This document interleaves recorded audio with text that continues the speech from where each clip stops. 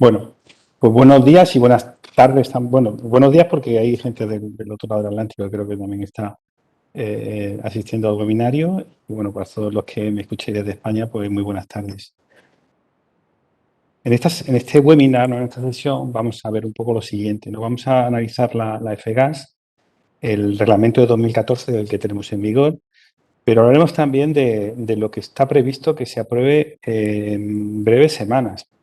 Es decir, breves meses, yo creo que para abril ya debemos tener una nueva revisión de la FGAS y también hablaremos pues, de lo que está previsto que veamos, ¿no? En esta revisión de la FGAS de 2022. No obstante, este enero ya entrarán en vigor nuevas previsiones de las que estaban contempladas en el reglamento FGAS de 2014 y las vamos a analizar porque han generado muchas dudas, a nosotros también, y hemos ido aclarando esas dudas, ¿no? Con ayuda también pues, de AECIT y de la Comisión de la Unión Europea, que también nos ha remitido aclaraciones.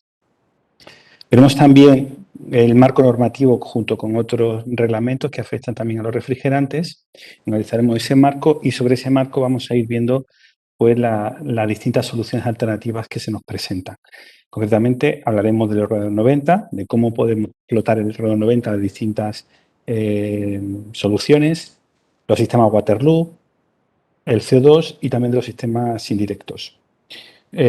Obviamente no voy a ser exhaustivo, yo me voy a centrar en las soluciones que veo viables más a corto plazo. Hablemos también de los ADOSL, por cierto, que merecen una especial atención, aunque no está ahí indicado en el índice, pero también haremos una mención a los ADOSL. No puedo ser exhaustivo porque habría muchas soluciones en el mercado, pero bueno, yo creo que puedo dar una patina, ¿no? de cuáles son las soluciones, ¿no? Y no obstante, esto es solo el comienzo, ¿no? Porque, como digo, tenemos una nueva versión de la FGAS que se aprobará en breve y, bueno, pues es el comienzo de una transición en la que veremos que en los próximos años va a acelerarse, ¿no? Me gustaría empezar con una breve introducción a comentar que la FGAS se enmarca pues, dentro de las políticas europeas, mundiales, para la reducción de la emisión de gases de efecto invernadero, digamos, combatir el cambio climático. Esto, como sabéis, empezó con el protocolo de Kioto, pero la FGAS ha tenido un papel fundamental. Yo cuando explico un poco la historia de los refrigerantes, suelo hablar de las distintas generaciones de refrigerantes que han surgido pues, en la historia, en los 2 siglos de historia que tenemos de refrigeración mecánica, uno llega a 2 siglos, ¿no? Y cómo, pues de esos primeros refrigerantes, de esa primera generación, ¿no? De refrigerantes, que era básicamente todo aquello que podía funcionar, ¿no? Y eran refrigerantes, gran parte naturales, porque era lo que se encontraba en aquel momento, ¿no? Cómo de allí se pasó a los gases halogenados, que eran los clorofluorocarbonos, que eran los de la segunda generación, esos clorofluorocarbonos, y cómo, pues, las políticas digamos, para preservar la capa de ozono, pues condujeron a la tercera generación de refrigerantes, que es la que hoy en día están ampliamente extendida en el mundo, que son los hidrofluorocarbonos. Y cómo, pues a raíz del protocolo de Kioto en el 97, y especialmente con la FGAS, pues se está haciendo esta transición hacia esa cuarta generación de refrigerante en la que, como vuelvo a decir, la FGAS tiene un papel fundamental y aquí la Unión Europea ha sido pionera porque de alguna manera pues está restringiendo el uso de gases fluorados, ¿no? Los gases, a los HFOs. Y está dando paso pues, a la cuarta generación de refrigerantes que en principio pueden ser los HFOs, que es un nuevo refrigerante sintético, como sabéis, basados en hidrocarburos insaturados, las hidrofluorolefinas, que son también fluorados, pero en este caso con mucho más inestables y por eso tienen un menor efecto invernadero. Pero, ¿por qué no? Podemos volver a estos refrigerantes primigenios, que eran los refrigerantes naturales, como el CO2, el amoníaco y los hidrocarburos, ¿no? Y de ahí pues, viene la gracia, ¿no? De la pescadilla que se muerde la cola, porque este futuro que se nos abre, bueno, pues tiene esas distintas vías. O bien vamos hacia los HFOs bien volvemos a los refrigerantes naturales y los hidrocarburos, que ya se exploraron también en su día, con esta primera generación, en 1900 y poco, pues ya se empezó a hablar de los hidrocarburos justo antes de que aparecieran los refrigerantes sintéticos, ¿no? De hecho, esto que veis aquí es un anuncio de 1922, donde el propano pues, se hablaba como un refrigerante, como una revolución de seguridad, ¿no? Los refrigerantes, evidentemente, frente al amoníaco y al dióxido sulfúrico, pues que eran muy tóxicos, ¿no? Pero bueno, realmente luego aparecieron rápidamente los clorofluorocarbonos y de alguna manera desplazaron, ¿no? Pues a todas estas soluciones que había antes, con la excepción del amoníaco, que yo siempre os digo es el refrigerante eterno. Bueno, con esta breve introducción, ¿no? Quería pasar a aplicar el reglamento del FCAS de 2014 y, bueno, evidentemente no es un reglamento nuevo, pero sí, bueno, recordar un poco cuáles eran las líneas básicas de ese reglamento. Este reglamento revisaba el que teníamos ya en 2006, pero el reglamento de 2006 era más bien como un compendio de buenas intenciones, ¿no? Pues de que había que recuperar los gases, de que había que de exigir una cierta certificación para poder utilizar los gases fluorados, pero no había grandes prohibiciones sobre los gases fluorados, con la excepción de, pues, de algunas aplicaciones que eran un poco ya evidentes, ¿no? que se estaba emitiendo el gas, como en el caso de los aerosoles, ¿no? en los sprays y todo eso. ¿no? Bueno, evidentemente eso se prohibió en 2006. Realmente las prohibiciones entraron en 2014. En 2014, bueno, digamos que se plantearon realmente en 2014, entraron paulatinamente después. El 2014, el reglamento de la FEGA de 2014, estas 5 líneas, ¿no? En las que está basado, en primer lugar yo destacaría lo que es la restricción de la oferta de gas, el sistema de cuotas, ese perverso sistema de cuotas, porque la verdad es que yo no puedo opinar de otra manera, porque es un sistema que restringe mucho la oferta de refrigerante fluorado y de alguna manera desestabiliza el mercado. Luego veremos por qué y lo explicaré cómo desestabilizó el mercado y bueno, pues originó esa burbuja de precios, ¿no? Pero bueno, ese sistema de cuotas pues establece una reducción paulatina de los contingentes de gas que se pueden importar en la Unión Europea, todo medido en toneladas equivalentes de CO2. Otra línea fue la prohibición de los gases fluorados de determinados usos. En 2020 recordaréis que entró la prohibición sobre el 404A. En general, todo lo que tuviera más de 2.500 de PCA, de potencial de calentamiento atmosférico, pero que principalmente afectaba al 404A y al 507. Bueno, y alguna otra prohibición, pues como la recarga, ¿no? También de más de 40 toneladas equivalentes de CO2, que venían a ser unos 12 kilos y medio de 404. Entraron también, se establecieron también las prohibiciones sobre los equipos, que son las que nos afectan ahora, que es la de 2022 sobre el mobiliario frigorífico, y sobre instalaciones centralizadas de expansión directa de más de 40 kilovatios.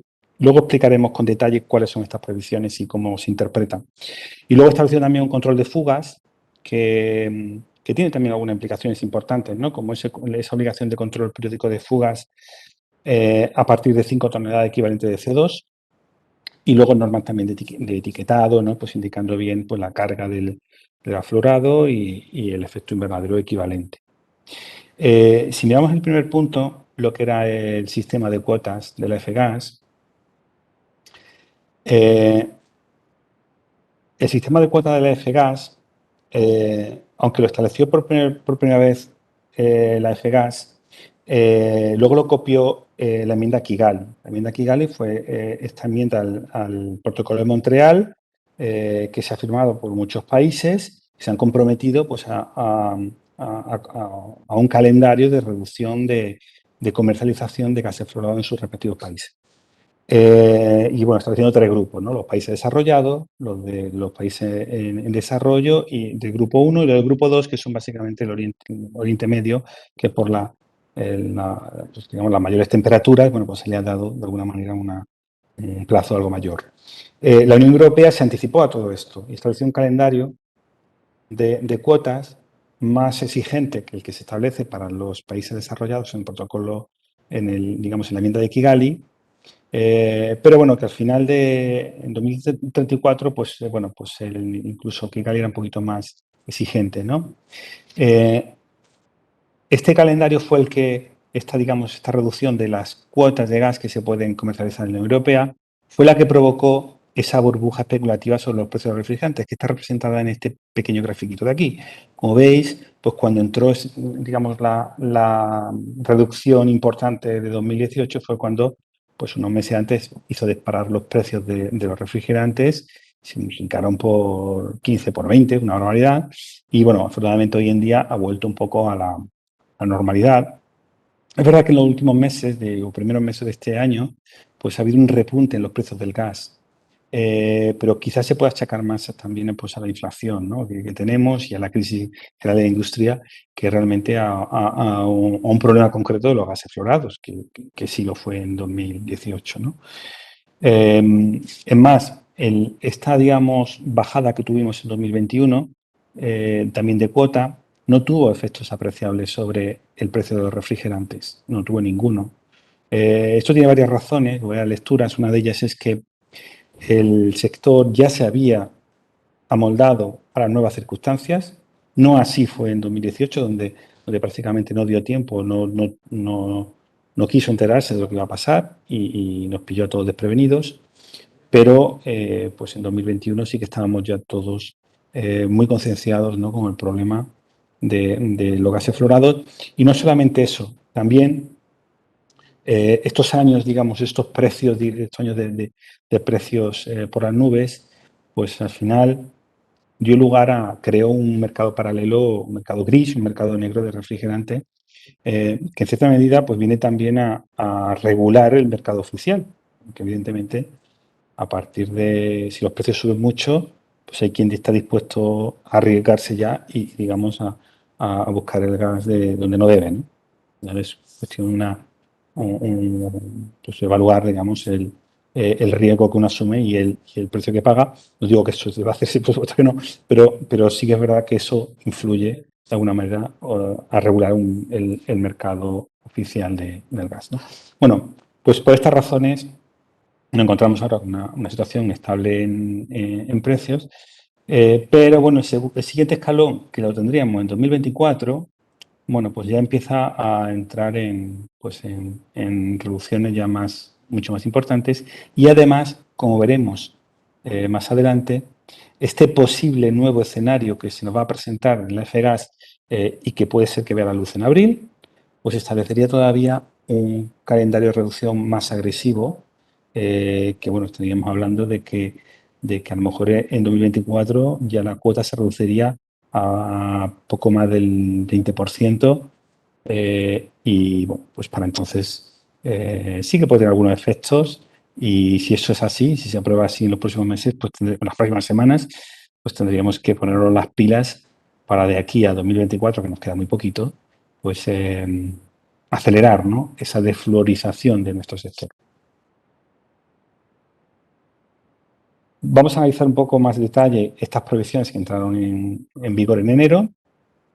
Por un lado tenemos una prohibición que es la número 11 del anexo 3 del reglamento de 2014, que afectaba a los frigoríficos y congeladores para uso comercial. Estos tienen a partir de enero de este año, pues tienen que tener un refrigerante con menos de 150 de potencial de calentamiento atmosférico. Como sabéis, esto siempre está referido al CO2, pero esto excluye prácticamente, bueno, sin prácticamente totalmente, a todos los HFCs, con lo cual los mobiliario frigorífico que se fabrica desde enero, pues ya tiene que ser con refrigerantes alternativos, normalmente propano, que también se puede hacer con A2L. Aquí hay algunas definiciones bueno, que vienen aclaradas en el propio reglamento, pero para las cuales también luego la Unión Europea en una consulta aportó nuevas aclaraciones. Una de ellas es, bueno, ¿qué quiere decir uso comercial? Bueno, pues el uso comercial pues lo definía así: el almacenamiento, exposición, distribución de productos para venta a usuarios finales, es decir, venta al por menor y servicios alimentarios, ¿no? Entonces, estos son supermercados, hostelería, restauración y pequeño comercio. No incluye, y esto fue una aclaración de la Unión Europea, esto no incluye instalaciones de almacenamiento sin venta al público, ¿vale? cámaras frigoríficas que no tengan venta al público, pues no estarían incluidas, por ejemplo, dentro de esta prohibición. Hablaba también de los medicamentos sellados, ¿vale? Bueno, pues son equipos compactos con uniones soldadas que pueden llevar válvulas de servicio, los obuses, ¿no? O válvulas de servicio para el mantenimiento, ¿no? Y en principio, como decía, lo que tenga más de 150 de PCA es prácticamente todos los HFCs que estarían prohibidos. Otra prohibición que también hay que interpretar bien es la número 13 del anexo 3. Esta se refiere a prohibir las centrales frigoríficas multicompresor compactas para uso comercial, que tengan una capacidad igual o superior a 40 kilovatios y que tengan pues, gases fluorados de efecto invernadero con PCA superior a 150. ¿Esto qué son? Bueno, pues esas centrales son básicamente las centrales de expansión directa de varios compresores en paralelo, que además esto incluye a los chillers y las unidades condensadoras de más de un compresor. Esto es importante porque en un principio no pensáramos que esto afectara a los chillers, pero sí, la Unión Europea, claro, eso también afecta a una enfriadora. Es decir, una enfriadora tendría que ser pues con refrigerantes, siempre que tenga más de 40 kilovatios, tiene que ser con refrigerantes de menos de 150 de PCA, que en este caso pues, sería pues, o propano o un HFO. Los 40 kilovatios también se aclaró que está referido a la potencia nominal por circuito y sería, bueno, en este caso, pues con temperatura de evaporación de menos 10, menos 35 para baja temperatura y ambiente exterior de 32 grados centígrados. Y bueno, y luego finalmente hay esto sobre todo, bueno, resumiendo, afecta sobre todo a las centrales de HFC en supermercados de más de 40 kilovatios. Básicamente ese es el objetivo, ¿no? El target de esta prohibición. Establece una excepción que serían los circuitos primarios de los sistemas en cascada, en las que podrían emplearse gases de hasta 1500 de PCA, es decir, el 134 o el 449. Pero esto también lo aclaró la Unión Europea, esto se refiere a un circuito primario de una cascada. Y aquí, dice, bueno, ¿esto ya quiere decir? ¿No? Pues la Unión Europea especificó qué significa esto, ¿no? Que lo veis aquí en la siguiente diapositiva. Esto no se aplicaría a un chiller, porque un chiller es un circuito primario, lo que tiene la enfriadora, pero no hay ninguna cascada. Tampoco se aplicaría a un sistema en cascada, por ejemplo, de HPC y CO2, porque aquí no hay ningún circuito primario. Entonces, esto sería el circuito de alta, pero no es primario porque no hay circuito secundario.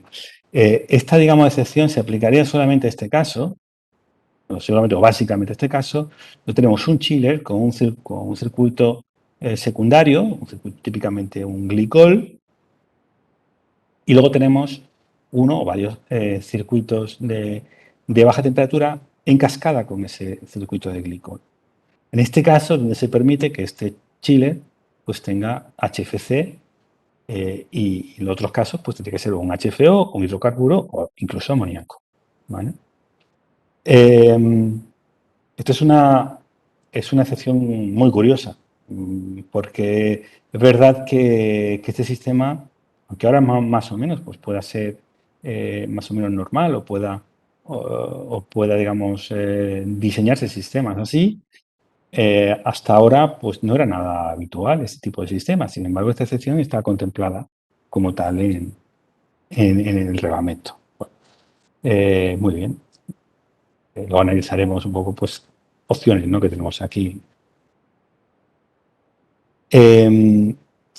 Lo que es he comentado que esto es el reglamento de 2014, pero que está en revisión y que esperamos la revisión para el mes de abril, o sea, para dentro de unas semanas. Quizás tenemos que habernos esperado para hacer este seminario, pues unas semanas más tarde ya podríamos hablar de un nuevo reglamento, pero no obstante tenemos bastantes pistas, ¿no?, de cómo va a ser ese nuevo reglamento. Para empezar, hace un año, en mayo del año pasado, hubo un workshop, una reunión a nivel europeo, fue online, con lo cual fue fácil asistir, donde se analizó un poco la efectividad de la F-gas hasta entonces y cuáles eran las demandas, digamos, del sector y también de la Unión Europea, pues para corregir la F-gas. Una de las cosas que se vieron es que había sido efectivo, en cierta medida efectiva la F-gas en reducir las emisiones de gases fluorados. Eso se representa en este gráfico de aquí. Pues ha habido creo que se cifraba en un 37% hasta 2019, desde que empezó, digamos, el año de referencia fue 2015. Como veis, con los distintos gases. En toneladas de gas sería aquí, ¿qué ocurre? Bueno, pues ha habido una transición hacia gases de menor efecto invernadero. Por eso el efecto invernadero ha bajado, las toneladas equivalentes de CO2.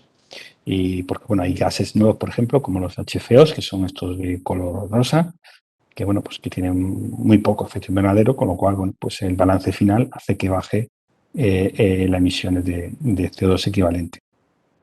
Entre los países ha habido grandes diferencias. Si uno de los mejores países que lo ha hecho ha sido España. Este gráfico lo podéis ver. España redujo mucho las tasas de emisión, ¿no? de gases de efecto invernadero. Pero en España se junta además lo del impuesto de gases fluorados, ¿vale? Como sabéis, no está en el resto de Europa. Entonces, eso, de alguna manera, anticipó la tendencia de reducción de gases con respecto a otros países. Otros países, pues, por ejemplo, Italia, que va todo lo contrario. Italia prácticamente ha seguido aumentando sus emisiones, ¿no? Otros países también han reducido, con Francia o Alemania, no en menor medida, ¿no? Pero España realmente lo hizo bastante bien. A pesar de eso, como sabéis, el gobierno quiere darle una vuelta de tuerca al impuesto, ¿no? Y hacerlo todavía más gravoso, curiosamente, ¿no? Pero bueno, de esta efectividad en la reducción de efecto invernadero, lo que analizaba también la Unión Europea es que uno de los sectores que mejor había respondido era el sector de la refrigeración. Lo veis aquí. Y bueno, no he presentado los sectores, están los principales, refrigeración. Es verdad que la refrigeración representa el 80% de todas esas emisiones de gases fluorados, pero ha sido el que realmente ha conseguido una mayor reducción. Seguido del aire acondicionado, en menor medida, y del frío móvil, ¿vale? La automoción, que bueno, que ha bajado muy poquito. ¿Qué ocurre? Pues que a raíz de esto es lo que se planteaba la Unión Europea, es decir, bueno, se está haciendo muy bien en el sector de la refrigeración, tenemos que pues meter más caña en otros sectores. Y eso es lo que se propone en la revisión del reglamento que está prevista para abril. Habrá nuevas previsiones de equipos en 2025. Concretamente, cualquier equipo, ya no solamente móvil frigorífico, sino cualquier equipo herméticamente sellado, cualquier equipo compacto tipo monobloc, ya entraría a estar prohibido a partir de 2025 con HFC. A los splits también se le introduce también esa misma split de aire acondicionado, esa misma previsión. Y para más de 12 kilovatios de frigoríficos, pues la previsión se limita a 750. ¿Vale? Como veis, bueno, 750 en principio permitiría el R32 como refrigerante, pero ahora veréis también lo que puede pasar por otro lado. ¿Vale? Se plantean a lo mejor eliminar algunas exenciones que no tienen mucho sentido, como la de los equipos de menos de 50 grados de temperatura, donde todavía se permite 404, o el R23, pero que es verdad que por el precio que tiene, pues no tiene mucha aplicación. Los circuitos primero en cascada, que como he dicho, tampoco tiene mucho sentido, ¿no? Establecería pues un nuevo sistema de cuotas, bueno, más bien que un nuevo sistema, una modificación del sistema de cuotas con una reducción más agresiva, como hemos comentado al principio en el gráfico. Incluso plantean ponerle un precio a la cuota de gas. Y esto es porque el tema de las cuotas, dije que era un poco perverso, además generó especulación, hubo empresas que no eran de este sector, que se apuntaron para coger cuotas, para comerciar con ellos, especular, en fin. Y bueno, pues eso de alguna vez se intenta combatir y bueno, no está mal, pero bueno, va a suponer un encarecimiento de los refrigerantes en la medida en que haya que pagar además por la cuota de la Unión Europea. Ya no solamente pagamos por el impuesto en España, sino que el gas que se importa en la Unión Europea tendría que pagar también una cuota. Y finalmente, existe una posible actualización de los PCAs de los refrigerantes al último informe de la ONU, del IPCC, que sería la versión 6. ¿Y por qué esto es relevante? Porque en esa versión, en la nueva versión que salió en junio o julio del año pasado, se revisan los precios los PCAs de los refrigerantes y suben. Por ejemplo, el R32 ya pasaría a los 750. Entonces le afectaría a esta prohibición que he comentado antes que podría entrar a partir de 2025. Y bueno, aquí también en el 124, 449 pasarían también de 1500. Bueno, la excepción del circuito primario se dejaría de aplicar, ¿vale? Pero es que estos refrigerantes, los HFOs, que se proponen también como soluciones de menor de 150 PCA, que actualmente lo son, dejarían de estarlo también si se adopta la revisión de los PCAs de 2021. No sabemos si en la revisión de la FGAS, que saldrá ahora en abril, cogerán la última revisión de los PCAs o cogerían la cuarta o la quinta, ¿no? La cuarta de 2007, que es la que actualmente está en el reglamento FGAS, y bueno, la quinta de 2003. Bueno, hasta aquí un poco comentar lo de la FGAS. Bueno, pero la FGAS se queda en un conjunto con mucha otra normativa. La verdad es que tenemos un compendio enorme de normativas, de reglamentos, en distintos ámbitos que todos afectan a los gases, ¿no? Tenemos lo que he comentado de la ONU, de Mendaguigal y demás, que bueno, al final esto se transpone en la FGAS, con el reglamento FGAS de 2014, el nuevo que puede salir en 2022, pero otros reglamentos también sobre certificación y etiquetado, también son reglamentos europeos. Los reglamentos de ecodiseño también afectan. Los de comercialización de inmersión de gases fluorados, que es un reglamento español. Por otro lado, tenemos otras directivas, como la de equipo a presión, que nos va a afectar también en el diseño del equipo y de las instalaciones, el reglamento de equipos a presión, ¿no? Algunos requisitos de seguridad medioambiental a nivel europeo, como la N378, que además está transpuesta en el reglamento de seguridad español de 2019. Bueno, pues todo esto afecta un poco a la elección de los sistemas. En la siguiente gráfico, que es un poco complejo, pero yo creo que resume muy bien cuál es el marco normativo en el que nos enfrentamos, he representado distintos refrigerantes. Además, este gráfico yo creo que es muy resumido y lo voy a explicar y ahora veremos los ejemplos, ¿no? Uno por uno. He cogido refrigerantes significativos, como el RO290, como hidrocarburo. El 454C, que es un A2L de menos de 150 de PCA. El 449A, que es el refrigerante quizás el fluorado por excelencia hoy en día. Y el CO2. Bueno, pues en el RO90, bueno, pues nos encontramos que ahora mismo con el reglamento actual de seguridad de estaciones frigoríficas, pues tenemos una limitación práctica para equipos pequeños, para que estén fuera del reglamento, de menos de medio kilo, 500 gramos. Bueno, pues ahí caben muchos equipos compactos tipo monobloc y demás, ¿vale? Hay una limitación también del reglamento electrotécnico internacional, la IEC 60335, que está transpuesta a la UNE 60335, que sería hablando de los 150 gramos. Pero eso está en vía de revisión. Y, bueno, está previsto que se pueda revisar a 500 gramos, incluso más en el futuro. Para estas potencias mayores tenemos soluciones también que le podemos llamar de water loop, que se pueden hacer con R290. ¿Vale? Aquí esto nos llevaría, que eso serían con el reglamento de seguridad frigorífica en la mano, sería una estación nivel 2. Pero bueno, esto nos llevaría pues, hasta los 10 kilovatios. A partir de ahí tendríamos que hablar de sistemas indirectos. Plantas enfriadoras, de más pequeñitas, más grandes. A partir, digamos, de un nivel de planta enfriadora, bueno, pues sería ya un sistema que ya no podríamos a lo mejor estarlo en locales tipo A, que serían los de acceso al público, tendría que ser locales industriales o zonas restringidas y ya sistemas más grandes. Pero bueno, los sistemas indirectos aquí pues nos dan mucho juego. Evidentemente, pues el refrigerante está siempre fuera de la zona ocupada. Con los A2L, el reglamento nos impone ahora un límite de carga en principio hasta unos 11 kilovatios con el reglamento.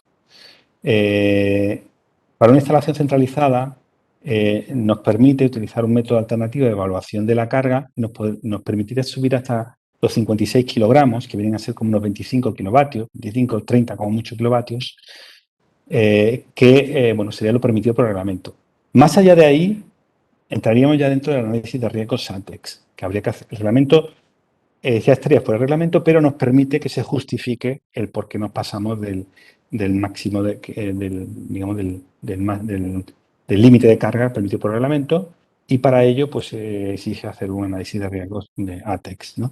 Existen luego complicaciones adicionales asociadas, bueno, no solamente ya que pasaríamos a la instancia nivel 2, sino también a la categoría de las tuberías. Hasta unos 80 kilovatios, las tuberías en A2L serían de categoría 1. A partir de 80 kilovatios nos iríamos ya a categoría 2, cuando hacemos la estación frigorífica, que exigiría que una empresa, un organismo externo, certificara la ejecución de las tuberías con ensayos y demás. Hasta en la categoría 1 del reglamento de equipos a presión, las tuberías se pueden hacer una autocertificación siempre que tengamos un procedimiento de calidad, de cómo ejecutar la tubería y que lo haga personal certificado. Claro, esto con los freones hoy en día, con el 449, no era necesario porque todas las tuberías prácticamente caían dentro de la categoría 4.3, es decir, dentro del artículo 4.3, es decir, que no se le aplica, digamos, la categoría PD y únicamente con aplicar las buenas prácticas será suficiente. ¿Qué ocurre con el 49A? Por ejemplo, pues nos vemos limitados a los 40 kilovatios en instalaciones comerciales, como sabéis, a partir de ahí pues ya estaría prohibido por la FEGAS, quedó dentro de la prohibición de la FEGAS, y también aplicaciones muy pequeñitas, como las he comentado, de equipos con grupo incorporado, pues tampoco se podrían utilizar.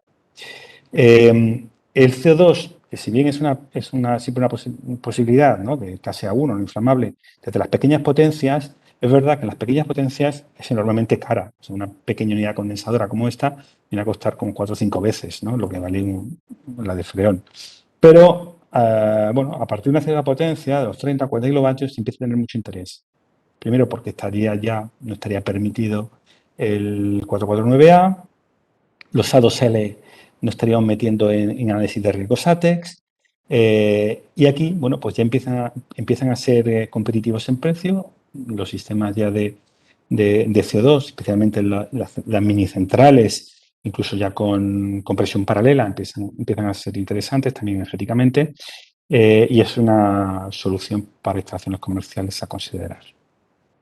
Bueno, voy a desarrollar ahora un poco más detalle cada uno de estos puntos. Bueno, en cuanto a los monoblocks de RO90, ahora mismo también se pueden hacer en HFCs, pero esto va a ser, como ya digo, si entra el reglamento nuevo, pues a partir de 2025 ya será obligatorio, ¿no? Entonces bueno, va a ser una tendencia a ir a RO90, por ahora intentando mantener los menos de 150 gramos los circuitos por aquello de la IEC 60335, que bueno, que en determinadas aplicaciones podrían no aplicarse e irnos al reglamento de seguridad. Los sistemas partidos que seguimos haciendo con los HFCs, y aquí realmente todavía el reglamento, o sea, la FGAS nos permite seguir haciéndolo en pequeños sistemas partidos, hay un interés también muy importante en mantenerlo por debajo de los 3,5 kilos de refrigerante. Para estos es muy importante que los sistemas partidos hayan sido expresamente diseñados para los nuevos refrigerantes, para el 449A o el 034A, porque eso nos permite reducir el tamaño de las líneas de líquido y reducir la carga. Y bueno, pues es importante por eso, porque serían sistemas libres de control de fugas. No es que no se puedan sobrepasar los 3,5 kilos, pero es verdad que complica un poquito más en la medida que ya hay que tener un control de fugas anual. En sistemas de RO90 hay una opción muy interesante que serían, que estamos proponiendo desde Intercom, que serían los evaporadores Waterloo. Esto es básicamente un evaporador que incorpora un compresor. Es un sistema, es un monoblock en el fondo, pero en este caso condensado por agua. Esto nos permite hacer un equipo compacto que esté instalado en el interior de cámaras frigoríficas y poder utilizar el RO90 con este tipo de sistema, ¿no? Tengamos, digamos, la unidad exterior, en este caso es un dry cooler, en el exterior, ¿no? Aquí lo explico mejor. Bueno, básicamente es un conjunto de un evaporador Waterloo con un dry cooler, que además incorpora el grupo de hidráulico, de bombeo, y esto nos permite tener pues, lo equivalente a un sistema partido de freón, pero en propano. Digamos un referente completamente ecológico y que bueno, pues nos permite salvar a futuro las producciones que podamos tener en la FGAS, ¿vale? También incluiría el cuadro eléctrico. Cuando tenemos este mismo sistema, cuando tenemos múltiples cámaras frigoríficas y servicios, bueno, podría ser un sistema Waterloo para el uso, ¿no? En este caso, evaporadores, pero también combinado con unidades condensadoras Waterloo que condensa en un anillo de agua o glicol y esto, bueno, pues con dry cooler o enfriadores en el exterior, ¿no? Que pueden cortarse hasta en paralelo y demás, ¿no? Bueno, en este caso los Waterloop podrían ser de HFC, digamos que esto estaría dentro del marco actual de la F-Gas, pero bueno, también se están proponiendo por ahí con CO2, ¿por qué no? Como una subcrítico en este caso, ¿no? Un CO2 subcrítico, que de hecho ya no podría ser un enfriador, tiene que ser una enfriadora, pero bueno, existe también la posibilidad de hacer un sistema Waterloop con CO2 subcrítico. Aquí, como veis, he estado representando un poco pues, el distinto, lo he comentado, ¿no? El nivel de la instalación, entonces, la instalación de nivel 1, la PD, pues aquí es todo el circuito hidráulico y las pequeñas tuberías estas, pues no se aplicaría, ¿no? Y las cargas serían también, pues en este caso, muy pequeñitas porque estaríamos por debajo de 1 kilogramo de refrigerante por kilovatio frigorífico. Aquí me estoy refiriendo al freón de los sistemas Waterloop y no tanto al R90, que sería una carga muy pequeña, ¿no? Esto es un ejemplo de un sistema Waterloop con las unidades condensadas por agua ocultas, ¿no? Encima de los muebles, evaporadores en las cámaras y demás, ¿no? Comenté que hablaría también de las centrales A2L. Esto es una posibilidad que se está promocionando ahora pues, en España mucho. No todos los países europeos están apostando por los A2L, pero España sí. Y estaríamos hablando de inicialmente mini centrales A2L, que viene a tener una carga específica de hasta 2 kilos por kilovatio. Claro, esto nos limita a una potencia frigorífica de 25 o 30 kilovatios, porque si no pasaríamos los 50 kilogramos que nos permite el reglamento de seguridad de estaciones frigoríficas. No es que no se pueda sobrepasar, repito, pero si se pasa ese umbral, pues habría que hacer un análisis de riesgos de atmósferas explosivas. Esto es una instalación de nivel 2, que la puede ejecutar un instalador de nivel 1 en España. La categoría de la tubería sería nivel 1. Esto quiere decir que bueno, pues el instalador tiene que tener su procedimiento de calidad, pero no hace falta ninguna certificación externa, siempre que estamos hablando de menos de unos 86, digo por el diámetro de la tubería, ¿no? Aproximadamente, para que sea menos de 1 pulgada, 86 kilovatios, ¿no? Y bueno, aquí se utilizan tecnologías para referentes a DOL, ¿no? Los compresores semiherméticos, porque no tienen ninguna clasificación PD específica. Los recipientes, es importante que sean menos de 30 litros para que sean categoría 3, lo cual también nos limita un poco la carga de refrigerante. El sistema de dilución puede ser de dilución de la fuga, ¿no? De refrigerante puede ser por ventilación, porque son realmente muy poco inflamables. Pero no requiere este tipo de instalación, porque nos pasemos del 11 kilos que comentaba, no requiere el reglamento de seguridad medidas adicionales para la gestión del riesgo en locales comerciales. Y uno de ellos es que bueno, pues la potencia del interior tiene que ser menor del 25% total. Esto quiere decir que esta unidad la puedo aplicar siempre que hablo de relación comercial, la puedo aplicar a un sistema con distintas unidades, ¿no? Una central con distintos servicios, ¿no? Luego hay una serie de requisitos en la parte de los evaporadores, ¿no? Que estén protegidos y demás, ¿no? Y que las puertas del local pues, no sean estancas para permitir una mínima ventilación. Quería hacer una reflexión sobre esto que indico aquí, lo que quiere decir un cumplimiento A2L o un A2L Ready, que es también un concepto que se está promocionando en España. El A2L Ready no es un A2L, o sea, no es una certificación A2L completa del equipo, sino que el equipo se comercializa con un marcado CE para un refrigerante no inflamable, pues como el 449A, pero ese equipo viene preparado para que el instalador posteriormente pueda hacer una reclasificación de la instalación y reconvertirla a A2L en un futuro. Si lo hace la primera vez, es posible que se encuentre con el problema de que le pidan los papeles de la unidad y no pueda justificar que esa unidad es para A2L. Pero bueno, lo que es hacer una reclasificación, un cambio de refrigerante en una instalación, es una medida siempre permitida por el reglamento, con lo cual, en principio, con ese argumento, sí se podría reclasificar toda la instalación para el frente a ADOL. Aunque, repito, con el ADOL Ready, la unidad no vendría marcada C para ese refrigerante, porque el marcado C implicaría bueno, pues obligaciones para el fabricante en cuanto a la certificación del conjunto, ¿vale? Es un matiz, no es que sea muy importante, pero bueno, tener en cuenta. En cuanto a HFC, comentaba que hasta 40 kilovatios sigue siendo una solución admitida por la FGAS. La razón de por qué es admitida es porque la FGAS, las prohibiciones que ha ido introduciendo, están orientadas a prohibir aquello que tiene alternativa viable con gases de bajo efecto invernadero. Pero ve que realmente en pequeñas aplicaciones las alternativas, hoy por hoy, pues no son viables económicamente. Es decir, una unidad condensadora de CO2, pues que al final en la inversión inicial son 4 veces más o 5 veces más, eso económicamente pues no es viable, con lo cual se permite todavía el rango de freones en ese rango de potencias.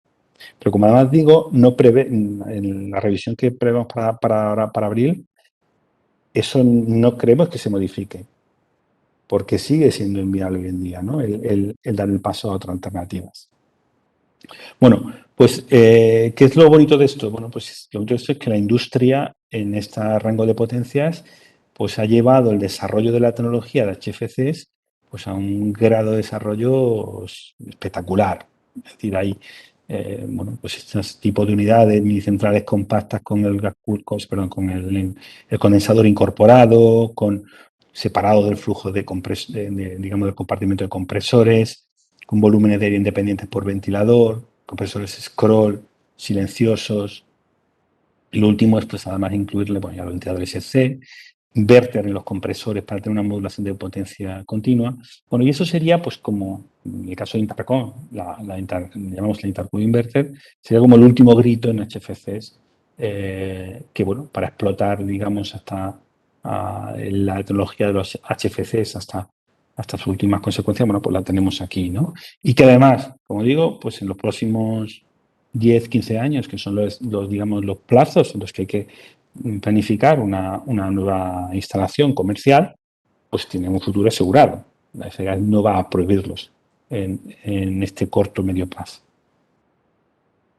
Son algunos ejemplos de este tipo de unidades, ¿vale? Pues en distintas aplicaciones. Este era más grande ya, este ya estaría prohibido, ¿no? Casi en industria sí se podrían hacer este tipo de soluciones, pues sean las minicentrales de las que estaba hablando.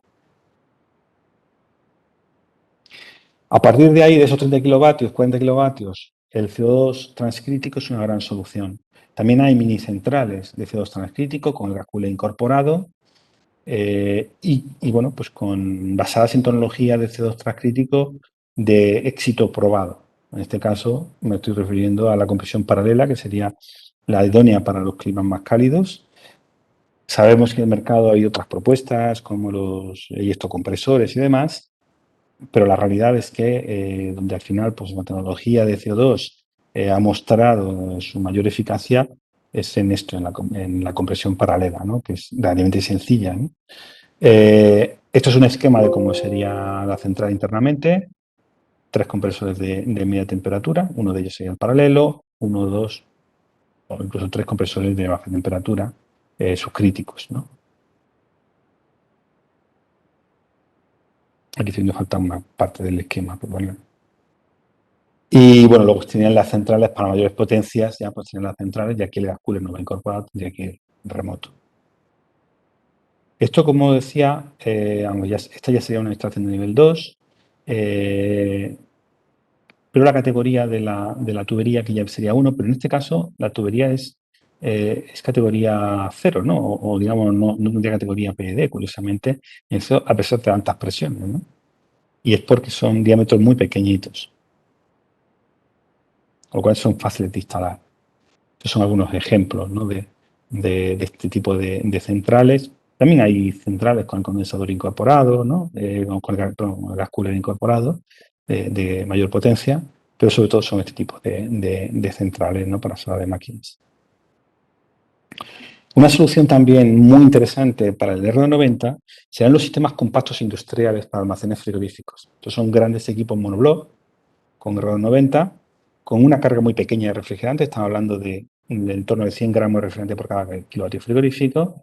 Y bueno, al tener R90, bueno, pues una solución completamente ecológica, ¿no? Este tipo de instalaciones tendrían, sin embargo, nivel 2.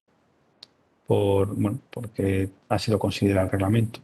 Y bueno, está hablando de cada unidad puede hacer entre unos 15 y unos 50 kilovatios, media temperatura, ¿no? Y evidentemente pues se suelen equipar varias de ellas en los almacenes frigoríficos. Que hay algunos ejemplos de este tipo de unidades, pues en un almacén de frutas o otro tipo de ejecuciones. Y ahora pasando a los sistemas indirectos. Los sistemas indirectos abren pues, todo un nuevo abanico de posibilidades. Como sabéis, tenemos un circuito primario donde tenemos confinado el refrigerante y un circuito secundario, que habitualmente un glicol o una salmuera, que es lo que distribuimos en la sala, ¿no? En este caso, tenemos que diferenciar entre lo que sería una aplicación comercial en un local de categoría tipo A, donde tenemos público, donde aquí el reglamento de seguridad nos limita a unos 5 kilos por circuito, pero bueno, aquí al tener confinado el refrigerante, tenemos una carga específica muy pequeña, inferior a los 100 gramos por kilovatio, y estaríamos hablando de que podemos hacer pues, fácilmente los 75 kilovatios, además por circuitos, son varios circuitos, pues con este tipo de plantas compactas, ¿no? Aquí está controlado el riesgo de atmósferas explosivas porque los compresores están encerrados dentro de un compartimento con una envolvente controlada y con un detector de fugas y demás, ¿no? Esto sería estación de nivel 1 con respecto al reglamento de estaciones frigoríficas en la medida en que el instalador no tiene que intervenir en el circuito frigorífico porque ya está terminado en fábrica. O lo demás es una instalación hidráulica. Incluso las plantas de mayor tamaño, industriales, seguirían siendo de nivel 1.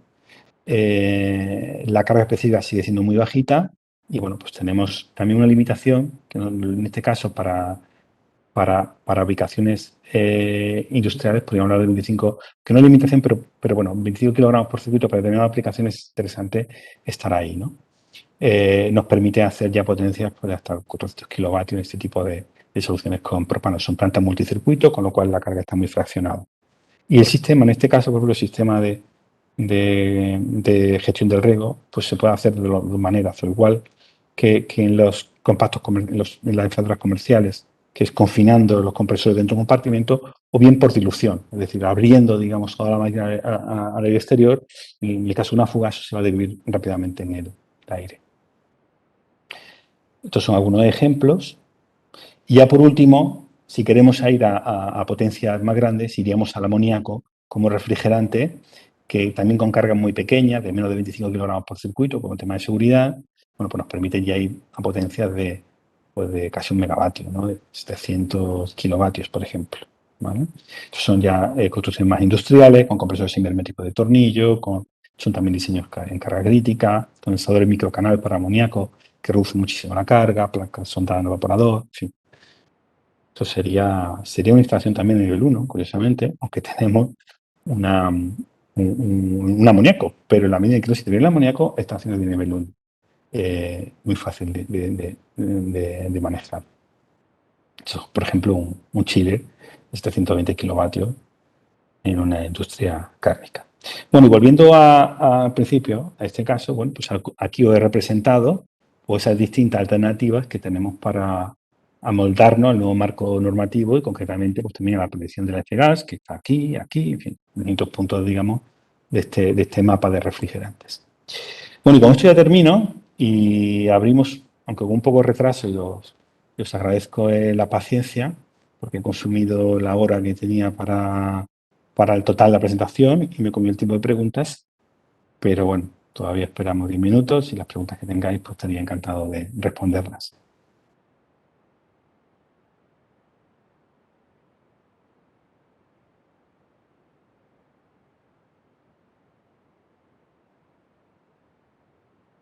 A ver, no sé si estáis poniendo en el WhatsApp, o sea, en el WhatsApp, en el chat, pero es que no lo veo. Lo voy a sacar. Si no, pues Luisa, me las puedes. Por ahora no hay preguntas, Javier. Vale.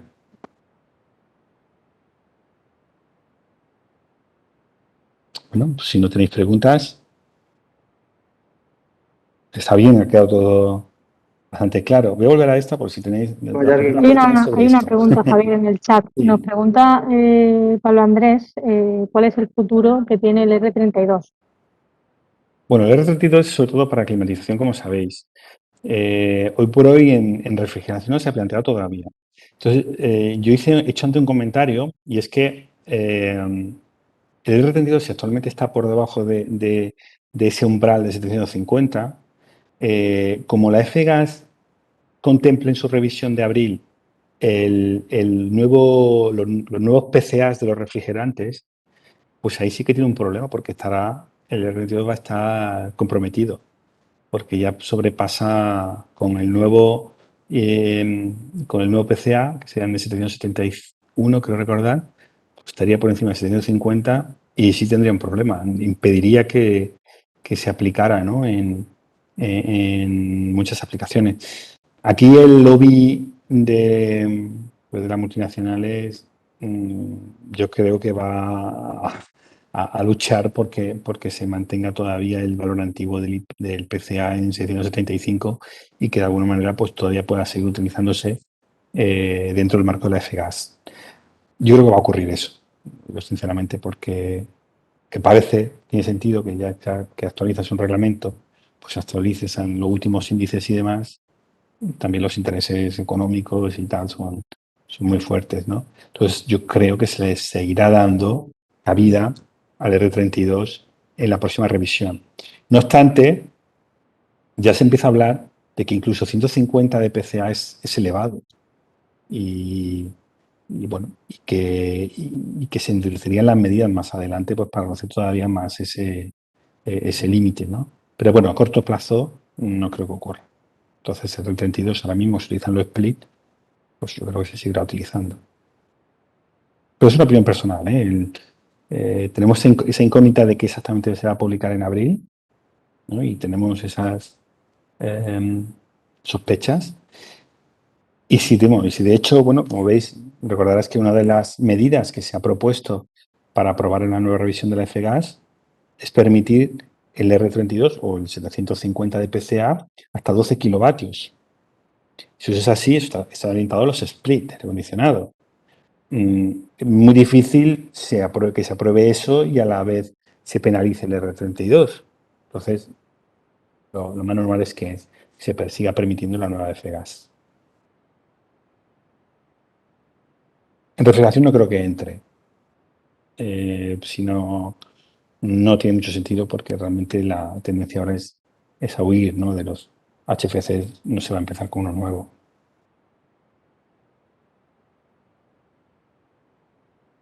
¿Vale? Bueno, aquí veis que de los HFO no he hablado mucho, pero los HFO tienen también una posible amenaza medioambiental de la que se empieza a hablar, que es el ácido trifluoroacético. Sería pues como otras siglas, ¿no? Hemos estado en el ODP, ¿no? Del Ozone Depletion Potential. Luego nos vamos al GWP, ¿no? O el PCA, y ahora aparecería otra nueva amenaza medioambiental que sería el TFA, que es el ácido trifluoroacético. Y ese sería un producto de la descomposición de los HFOs en la atmósfera y que genera lluvia ácida. Eso ahora mismo no se está midiendo, pero ya se apunta a que podría ser una potencial amenaza medioambiental en el caso de que los HFO pues, se utilizaran masivamente en la industria. Hay un sector, digamos, de la refrigeración que tiende hacia los referentes naturales, ¿no? sin tener que pasar por los HFO. Sin embargo, en España y otros países como el Reino Unido y en menor medida Francia, sí que los HFOs han tenido, y en Italia también un poquito, han tenido se están promocionando bastante, ¿no? Y están teniendo una cierta aceptación, ¿no? Javier, no sé si ves el chat. No, Tenemos no lo unas veo. cuantas preguntas. Manuel Mellado nos pregunta que qué ocurre con los equipos fabricados hasta el 31 de diciembre con gas 134A. Vamos a ver. La F-Gas lo que permite es la primera comercialización. Es decir, todo lo que esté actualmente ya en la cadena de distribución, en la cadena de valor, ¿no? Para la distribución, todo eso se puede seguir sacando al mercado. O sea, todo lo que se ha fabricado hasta ahora, que está, digamos, en los almacenes, los distribuidores y demás, eso no está prohibido, se podrá seguir comercializando. Estoy hablando de lo que son, lo que está prohibido, evidentemente. Lo que está prohibido fabricar ahora son, por ejemplo, vitrinas con grupo incorporado, ¿no? Y expositores frigoríficos comerciales con grupo incorporado. O incluso, no sé, armarios congeladores, con grupo, todo eso está prohibido hoy en día a partir de enero.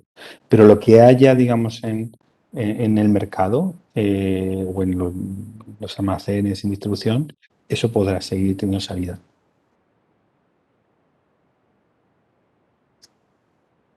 No sé si Seguimos con respondí a las la pregunta. preguntas. Sí, Sí. seguimos. Fernando nos pregunta si los equipos compactos de 449 con potencia de 6 kilovatios es posible instalarlos en cámaras frigoríficas de congelación. Sí, pero no entiendo por qué sí.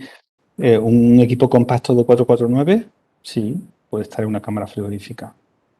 Aquí lo que se prohíbe es la comercialización de frigoríficos con grupo incorporado, es decir, pues un botellero o congeladores, ¿no? De grupo incorporado. Eso es lo que está prohibido desde enero.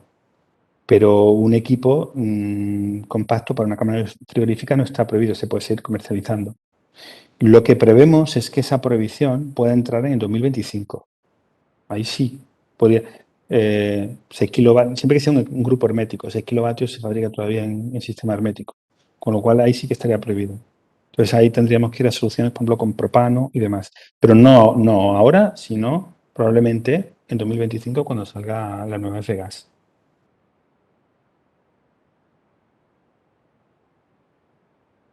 Es que no las veo, no sé por qué razón, tengo la presentación, no veo las preguntas, Eloisa. Vale, la siguiente es José Luis nos pregunta qué gas recomiendas para cámaras frigoríficas Vale. pequeñas, equipos compactos de 3 o 4 kilovatios, para recintos de cámaras frigoríficas con central hasta 40 kilovatios y para cámaras por encima de 40 kilovatios. Espérate, que estoy muy larga, voy a coger otra vez ficha. A ver. José Luis, Hay muchas preguntas, ya la he perdido. Vale. Cada sociedad pequeña de equipos partidos de 4 o 5 kilovatios. Bueno, para 4 o 5 kilovatios seguimos teniendo los freones como una buena solución. CO34 o 449. Además, para esta potencia, bueno, aquí ya estaríamos ahí justo en los 3,5 kilos, 4 kilos, ¿no? Pero bueno, son cargas pequeñas. Y yo creo que sigue siendo hoy en día la solución más viable, ¿no? De todos los puntos de vista, tanto rendimiento como de, de complejidad en la instalación y de coste, ¿no? Hasta 40 kilovatios, dentro de cámaras frigoríficas concentradas hasta 40 kilovatios, bueno, una cámara de 40 kilovatios, normalmente ya la encontramos en la industria, ya incluso no estaría afectada por la previsión de la F-Gas. Pero bueno, hasta 40 kilovatios quizás todavía la HPC son cargas pequeñas y sigue siendo una posibilidad. O otra opción sería, si es una estación industrial, también un sistema indirecto. Si son cámaras positivas, el sistema indirecto funciona muy bien. Y para encima de 40 kilovatios también. Un sistema indirecto es una buena solución. Yo sin duda es lo que propondría, a lo mejor para tener una solución, o bien la solución de expansión directa, que es más económica con el sistema indirecto, o bien un sistema indirecto con una enfriadora de R290, por ejemplo, pues con aeroenfriadores para las cámaras frigoríficas. Yo creo que es una de las soluciones más interesantes también hoy en día, también de cara a futuro. José Pedro. La F-Gas dice, no contempla, por lo que sabemos, la aplicación del IPCC. Vamos a ver, la F-Gas de hoy en día no. La de 2014 hace referencia a la versión 4. En la nueva versión de la F-Gas Yo no lo sé si van a actualizar los, los PCAs o no. Es verdad que leyéndola, leyendo un borrador, ¿no? que nos ha llegado, hay alguna referencia también a la última revisión, a la revisión 6 de la IPCC, pero no sabemos si saldrá o no saldrá.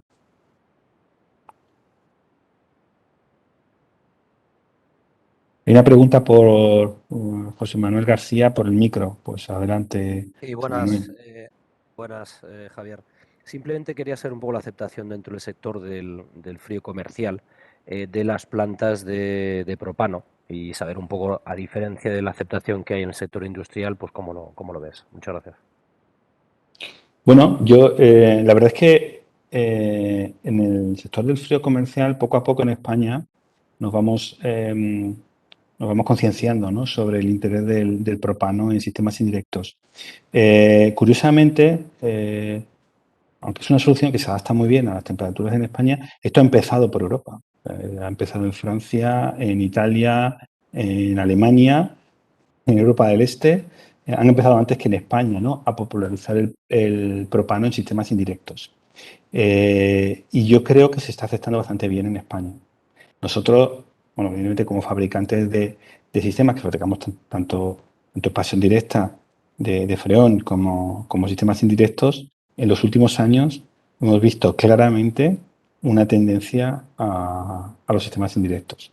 Llevamos promocionando sistemas indirectos desde hace muchos años.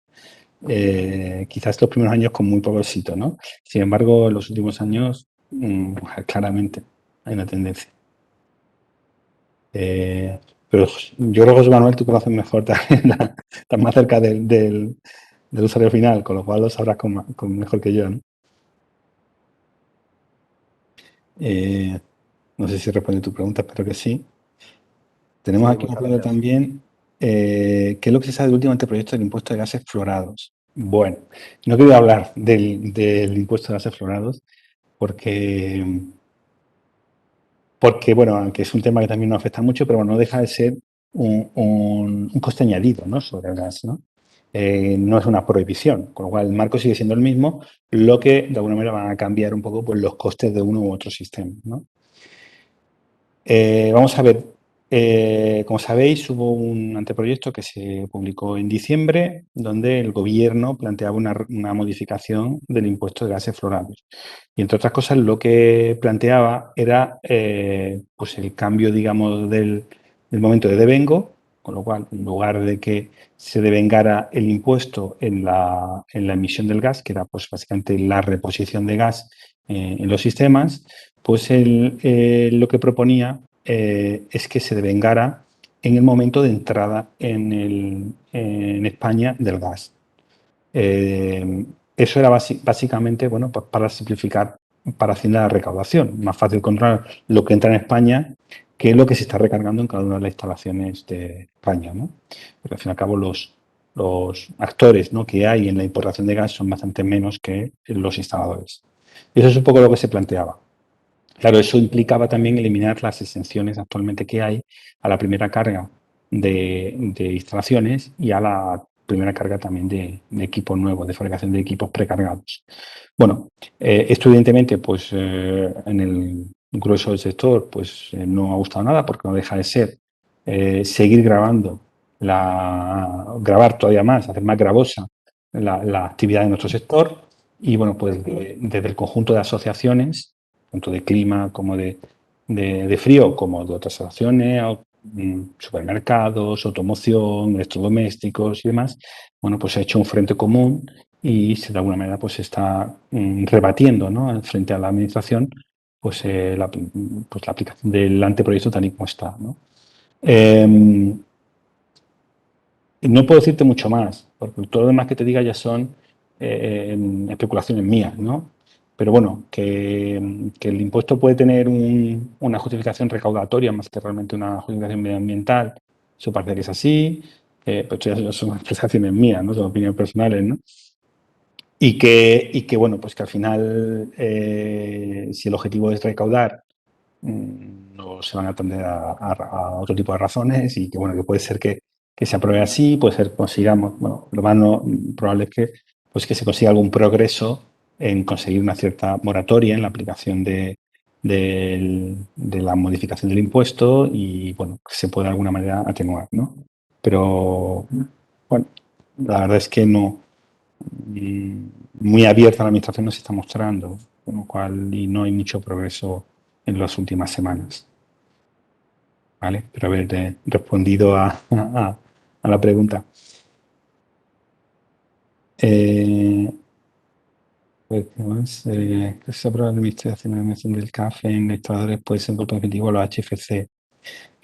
Bueno, a ver, yo creo que la eliminación del CAF no es lo peor de la modificación del impuesto, porque la eliminación del CAF, básicamente lo que se trataba era de simplificar el sistema de recaudación y cambiar el momento en que se hace, digamos, la recaudación. Lo que sería un golpe sería la eliminación de la exención a la primera carga o a la carga de los equipos precargados. Eso sí sería un golpe. Definitivo, bueno, hay que ver un poco los plazos en los que eso entraría.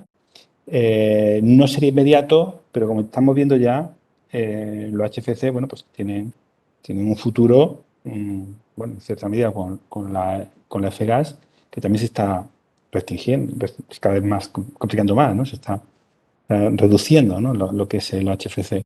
El definitivo no creo que sea. Sigue haciendo aplicaciones porque aunque se le incluya un impuesto, el impuesto, bueno, pues no deja de ser un sobrecoste, pero no multiplica por 2 ni por 4, ¿no? Lo que es el coste de los HFCs o de los sistemas, ¿no? Con lo cual, seguirán siendo viables los sistemas de HFC frente a otros sistemas alternativos en determinadas aplicaciones.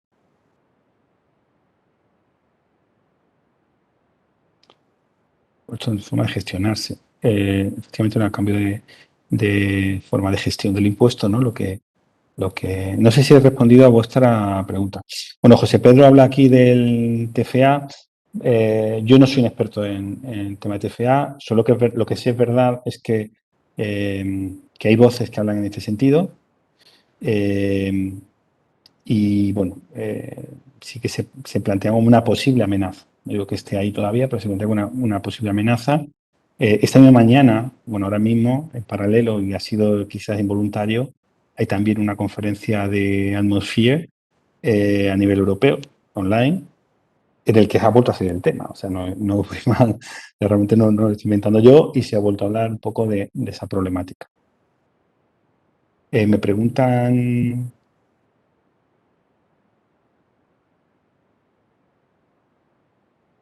Vale, yo creo que ya he respondido a todo lo que hay, ¿no? ¿Alguna pregunta más?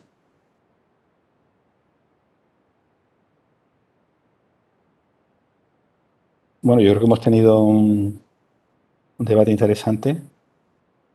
Si no hay más preguntas, os agradezco muchísimo la participación y vuestro interés.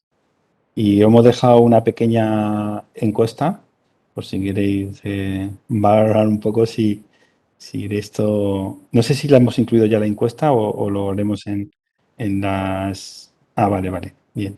Perdón, se va a incluir un pequeño test, incluirá mi compañera, por aquellos que quieran evaluar, ¿no? Un poco pues, lo que han aprendido. ¿Vale?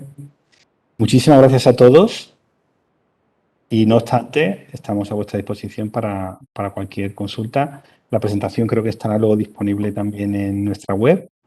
Se os puede hacer llegar también el enlace y muchas gracias a todos y muy buena tarde.